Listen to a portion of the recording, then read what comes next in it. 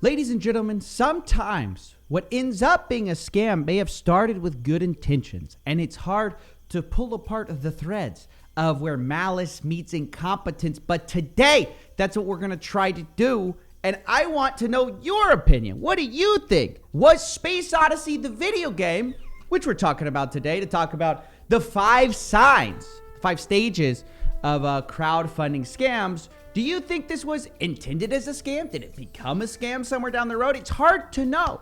But the interesting thing, now that we're doing GoFundMe Garbage, this series, by the way, welcome back. The interesting thing is that I do find that sometimes I see a project and I think, oh, this might not seem like a scam to the founder, but they're just so incompetent that it is a scam for the people who back it. Like, they will never get the thing. It will have to become something else. They're backing a project that cannot exist, but the hubris of the founder or maybe the incompetence causes that. Then there's a whole other category, which is like, no, this person intended from the start for this to be a scam. So I'm telling you guys from the outset, I don't know which of these Space Odyssey started as.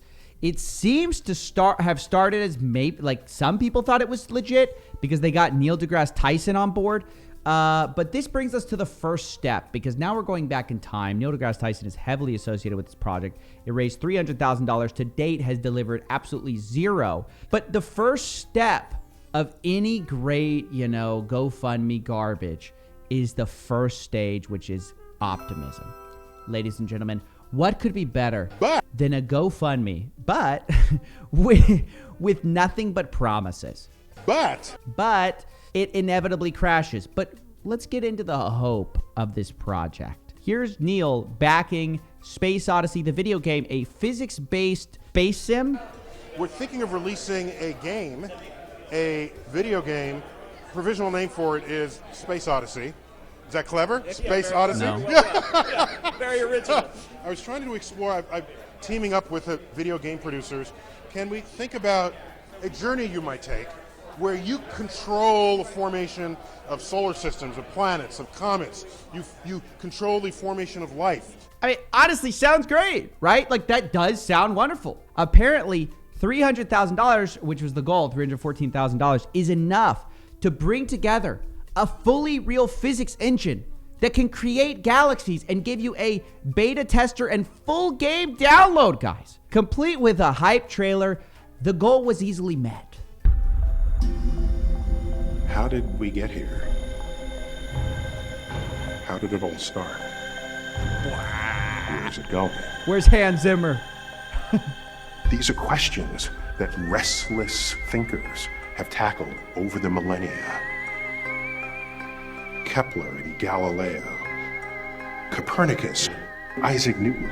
Allow me to introduce to you all the next generation of exploration that we call the Space Odyssey. Wow, I'm hyped. What if the games you play could teach you the science of the universe? I can't make any sense. Wait, stop. Absolutely not. Okay, I'm sorry. This was an unintended rip on this. Stop trying to make video games education and stop trying to make educations video games. Spatial geometry will never be Space Invaders. I'm sorry. I'm so sick of this thing where it's like, hey, guys, this is done by all the pop science guys. They go, hey, we can make science just as fun as video games. No. Out of this. What if education could be as exciting as online gaming? This is like the next level of gaming. I hate Get that. people to think of I hate space it. as a place to.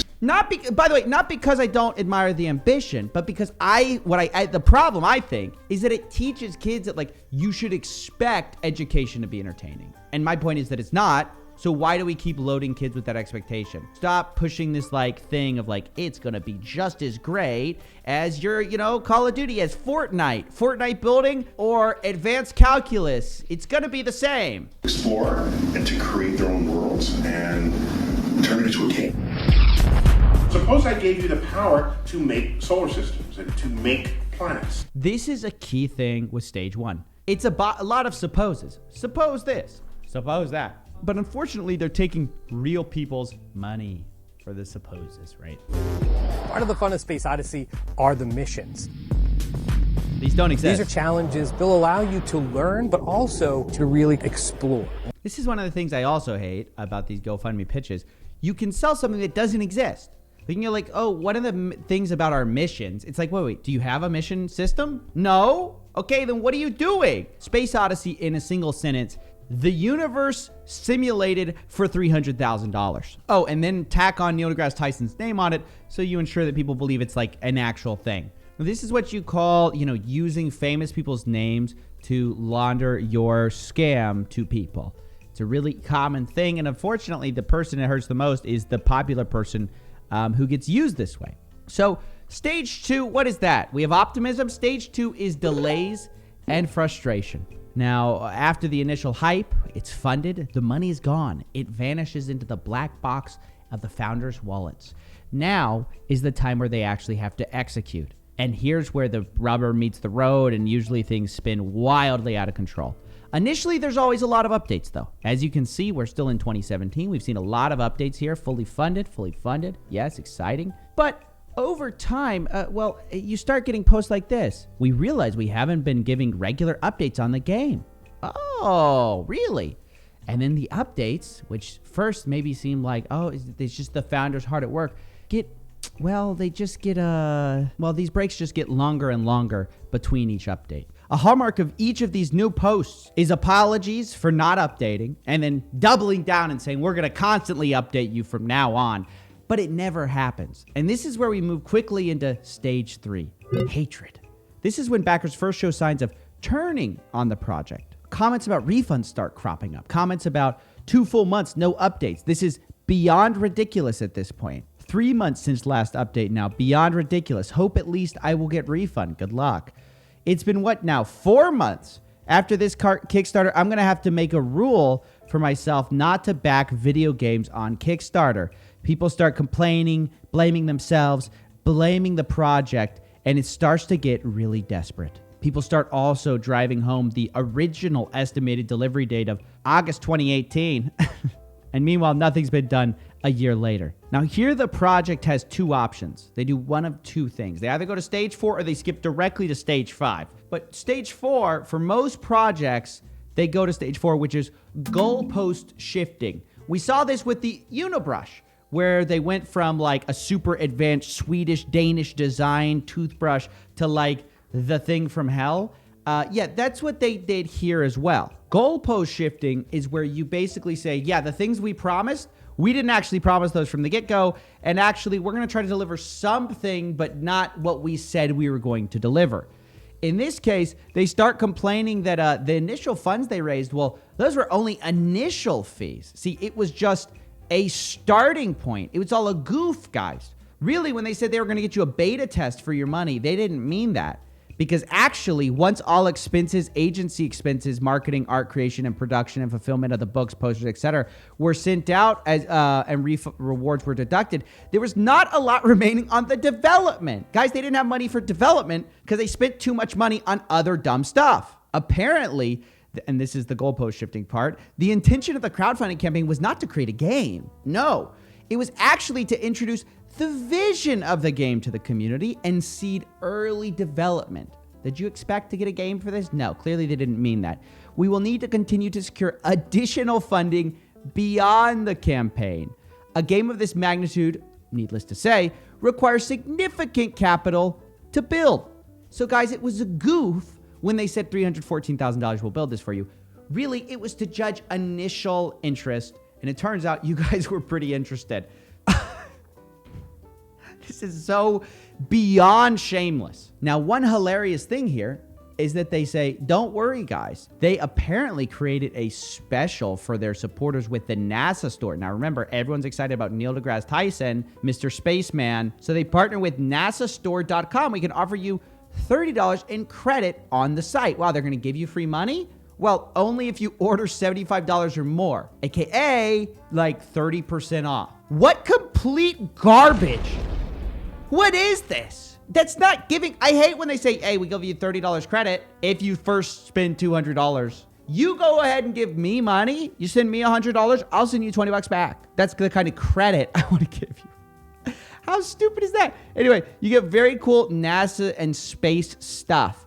So I went to this website, wanting to look into this because I was like, really, it's called NASA Space Store, and the domain is dead. So, me, I got to look into it. Well, it turns out when you do some Wayback Machines of this store, it seems to be like some knockoff NASA merchandise. And apparently they were like using the logo or something, possibly without permission, because it changed from NASA Store to now it's called Mission Control Store. See, Mission Control Store was formerly called NASAstore.com. So let's get this straight. Neil deGrasse Tyson partnered with a video game company which promised immersive, realistic physics engines for $300,000. They didn't do that. So they said, hey, go spend a lot of money on a fake NASA store. Why? How is this like, hey, I got you a great deal? A bomber jacket for $97. At this point, it looks like another cash grab from these people. We don't know if they're a partner with them or what. But of course, this brings us into stage 5 of the crowdfunding life cycle of a scam. Stage 5 is abandon, minimize, and move on. This is where the crowdfunding project basically gives their last, or what will probably be their last update. So here we're seeing that their last post, which was April 11th, 2020, so they've totally abandoned this project, but they go like, we understand the frustration, we share it, blah, blah, blah, blah. Like a complex video game with real physics is costly. And though we have not secured all of the funding to complete the game, we are coordinating with a number of strong prospective financial and strategic partners. That's probably a complete lie. There's absolutely no evidence of that. And it's probably just more minimization to keep people strung along while they basically run away with the money. But that's basically it, guys. Those are the 5 stages. And if you want to run your own scam, that's how you do it.